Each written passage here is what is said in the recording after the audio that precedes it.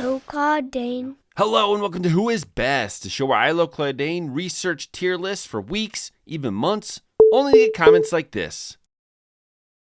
Today is the day I put a cap on the Final Fantasy XIII trilogy by ranking all monsters in Final Fantasy XIII-2. Thank you to my Patreon Pro member, Giovanni Morales, for requesting this list. That was the last bit of motivation I needed to cap off a project I've had in the works for nearly a year. The story of Final Fantasy XIII-2 follows two protagonists, Sarah and Noelle. In battle, these two are permanent party members capable of switching to different paradigms. Noelle is best as a commando, sentinel, and synergist, while Sarah works best as a saboteur, ravager, and medic. This leaves the third party member. You can have 3 monsters, each representing a paradigm, slotted into this third spot. These monsters range in usefulness, some being best for battle, while others are used outside of battle for certain events, such as chocobo racing. Today we're asking ourselves which monsters are best for your playthrough. We're considering stats, availability, usage as either a permanent party member or as an extremely useful infusion fodder, and finally the all-important feral links. If you're new to the channel, why don't you subscribe and become a member of the LCD family? Also, if you're looking for a good drinking game, take a drink every time I mispronounce one of these names. Son of a... Alright, let's pause for a minute. This is easily one of the longest lists I have ever researched, and during my time, I realized something important about this title. That is, that half the monsters aren't worth talking about. So here's a list of all the monsters I'm putting in the unranked tier. They're here because they're either simple fusion fodder, obtained so late in the game that it doesn't matter, are surpassed by others on this list, or I simply couldn't find enough data on them to place them in a tier.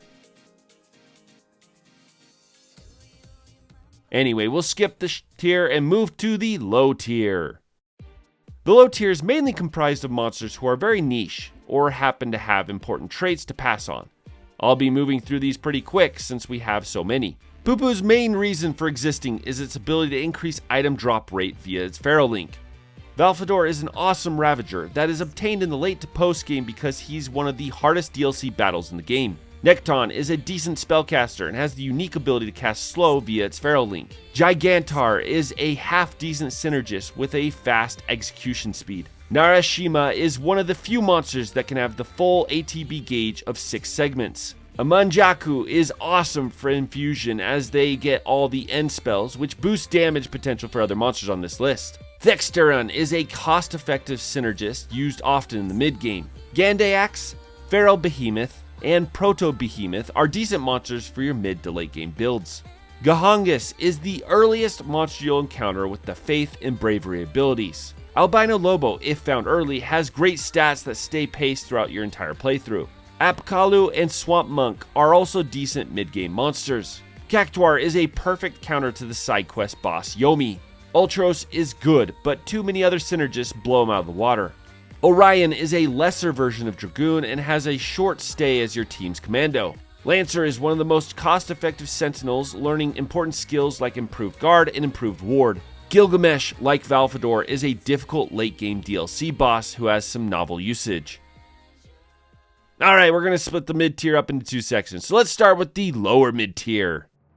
Viking is one of the best saboteurs through the early and mid-game with skills unavailable to Sarah and Noah. Don Tomberry is an amazing commando with the unfortunate passive of always being poisoned. Typhon is better than Ultros and works great for farming purposes. Cacturama's feral link casts re-raise on the party and is all around a decent medic. Apotamkin is a rare drop, but easily will be your best monster in the early game if acquired. Bookaboo Ace has an awesome feral link and makes for a great infusion monster for multiple reasons. Bookaboo is almost exclusively used for the ability Gillfinder 2 and will help you increase your gil in battle. Dendrobium is a cheap alternative to better saboteurs like Necrosis or Black Chocobo.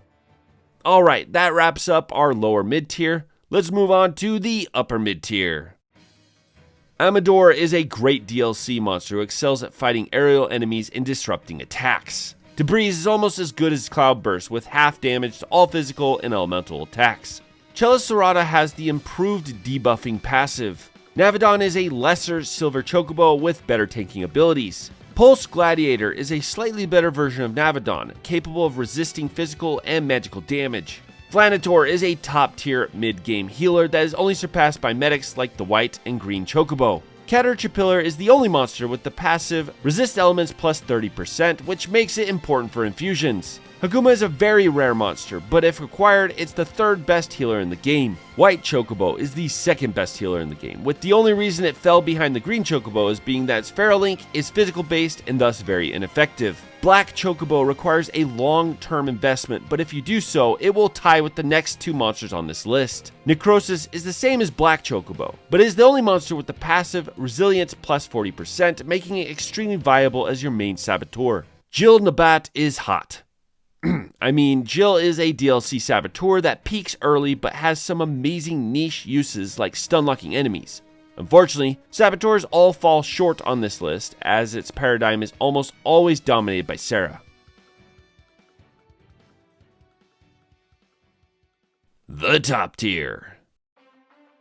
Tonberry dishes out incredible damage as a commando. Pulse Knight is your early game sentinel with the plus 25% HP passive that makes it a key infusion fodder throughout the entire game. Red Chocobo is the second best Chocobo commando next to the Golden Chocobo and can easily be the mainstay on your team. Bunker Beast is tied for best sentinel in the late and post game. If infused with Metaguard, it will be immune to all ailments and be able to tank almost every single attack in the game. Snow's greatest barrier is his stupidly high HP boss battle, but if required. Snow has awesome stats and incredibly high HP, making him one of the best sentinels in the game.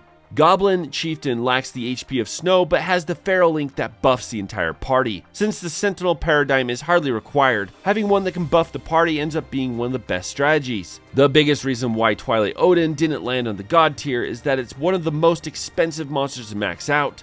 But if you put in the time, Twilight Odin statistically is one of the best commandos in the game. Saz is a great synergist who is surpassed by Purple Chocobo and Yakshini because of his lack of customizability. Omega could probably have landed on the God tier if its setup wasn't so complicated and its movement and attack animations weren't so slow. But if built right by giving it the ATB charge and Siphon boost, Omega turns into an absolutely busted mess that sits on the top of the top tier.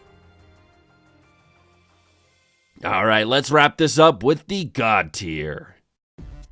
Purple Chocobo is one of the best synergists in the game and will be the best choice when it comes to the late and post game. Dragoon is the cheapest commando to max out and comes with the best abilities in the game like Feral Speed 2, ATB Charge 2, and Armor Breaker. Green Chocobo is the best medic in this title, mainly because it can dish out some decent damage if given the Feral Speed passive. Spamming its Feral Link makes it ideal for monster hunting. Also make sure to infuse it with a Suna and a Sunada from Flanator. Commando Lightning is one of the best commandos in the early and mid game. She's also key to getting Rav Lightning early in Chapter 2.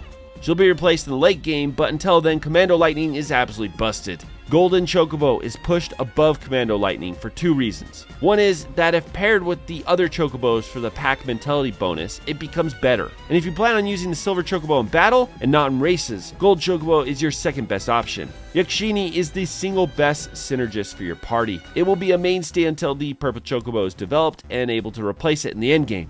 Cloudburst is the single best Ravager in the mid to late game, with one of the best Feral Links in this title, making it indispensable for the majority of your playthrough. Silver Chocobo is in the God tier because it's the best Sentinel in the game, although if you want to build it out, it can nearly rival Sentinels like Snow and Bunker Beast. But the real reason it's here is its Chocobo racing build, which allows it to become the best Chocobo in the game for the casino. This is important because the casino provides you with some of the best fusion material in the game. Chichu is pretty much broken. Its strength stat can easily be leveled over 1000, making it one of the best commandos in the game. Its only downfall is its inability to damage aerial enemies. Blue Chocobo is without doubt the single best non-DLC Ravager and possibly the single best monster in Final Fantasy XIII-2. The only thing it lacks is the elemental spells, but those can be learned via infusion. And the final member of the God tier and top of this list is Ravager Lightning. Rav Lightning is an absolute god, and once infused with other important monsters will be devastating with wide-hitting AoE attacks and dishing out some of the most damage of any monster in the game.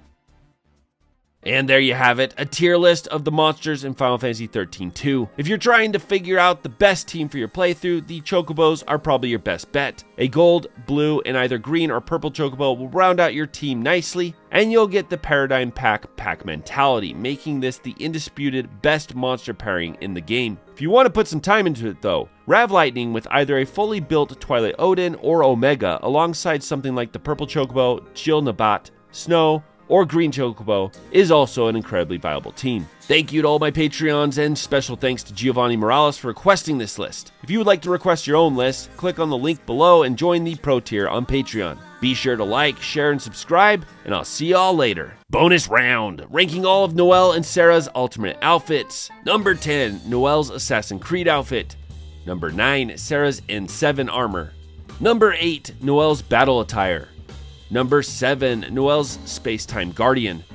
Number 6, Sarah's Summoner Garb. Number 5, Sarah's White Mage outfit. Number 4, Noelle's Black Mage attire. Number 3, Sarah's Beachwear. Number 2, Noelle's N7 armor. And number 1, Sarah's Style and Steel.